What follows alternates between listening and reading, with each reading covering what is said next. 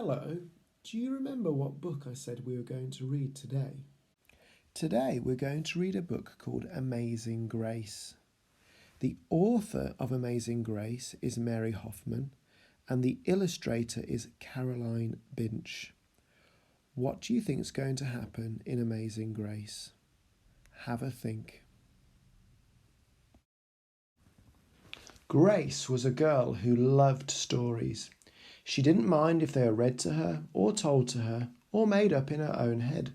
She didn't care if they were from books or on TV, or in films or on the video, or out of Nana's long memory. Grace just loved stories. And after she had heard them, or sometimes while they were still going on, Grace would act them out, and she always gave herself the most exciting part.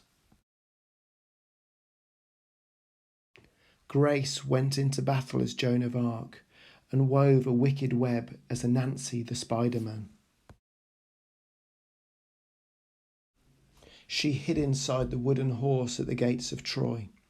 She crossed the Alps with Hannibal and 100 elephants. She sailed the 7 seas with a peg-leg and a parrot.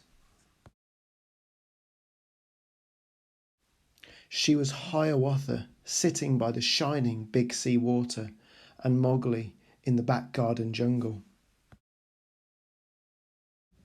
But most of all, Grace loved to act pantomimes. She liked to be Dick Whittington turning to hear the bells of London town, or Aladdin rubbing the magic lamp. The best characters in pantomimes were boys, but Grace played them anyway. When there was no one else around, Grace played all the parts herself. She was a cast of thousands. Paw Paw the cat usually helped out. And sometimes she could persuade Ma and Nana to join in when they weren't too busy. Then she was Dr. Grace and their lives were in her hands. One day at school, her teacher said they were going to do the play of Peter Pan.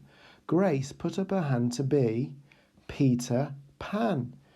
"You can't be called Peter," said Raj. "That's a boy's name." But Grace kept her hand up.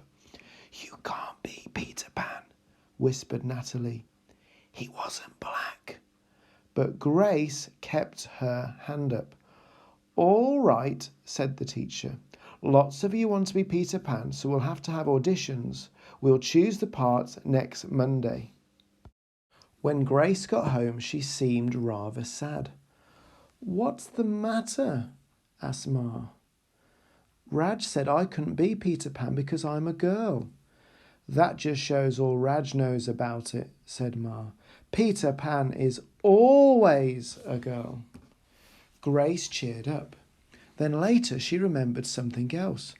"Natalie says I can't be Peter Pan because I'm black," she said. Ma started to get angry, but Nana stopped her. "It seems that Natalie is another one who don't know nothing," she said. "You can be anything you want, Grace, if you put your mind to it." Next day was Saturday, and Nana told Grace they were going out. In the afternoon they caught a bus and a train into town. Nana took Grace to a grand theatre. Outside it said, "Rosalie Wilkins in Romeo and Juliet in beautiful sparkling lights." "Are we going to the ballet?" Nana asked Grace. "We are, honey, but I want you to look at these pictures first." Nana showed Grace some photographs of a beautiful young girl dancer in a tutu. "Stunning new Juliet," it said on one of them. "That one is little Rosalie from back home in Trinidad," said Nana. "Her granny and me, we grew up together on the island. She's always asking me do I want tickets to see her little girl dance. So this time I said yes." After the ballet, Grace played the part of Juliet, dancing around her room in her imaginary tutu. "I can be anything I want," she thought. "I can even be Peter Pan." On Monday they had the auditions. Their teacher let the class vote on the parts. Raj was chosen to play Captain Hook. Natalie was going to be Wendy. Then they had to choose Peter Pan. Grace knew exactly what to do, and all the words to say. It was a part she had often played at home. All the children voted for her. You were great, said Natalie. The play was a great success, and Grace was an amazing Peter Pan. After it was all over, she said, I feel as if I could fly all the way home. You probably could, said Ma. Yes, said Nana. If Grace put her mind to it, she can do anything she wants. The end. Here are some comprehension questions from the story Amazing Grace that you can have a go at. What kind of stories did Grace like? What did she like to do with the stories? Which characters did Grace like to play? What did she like to act the most? True or false, Grace only liked to be females when she was acting. Which play were Grace's class going to perform?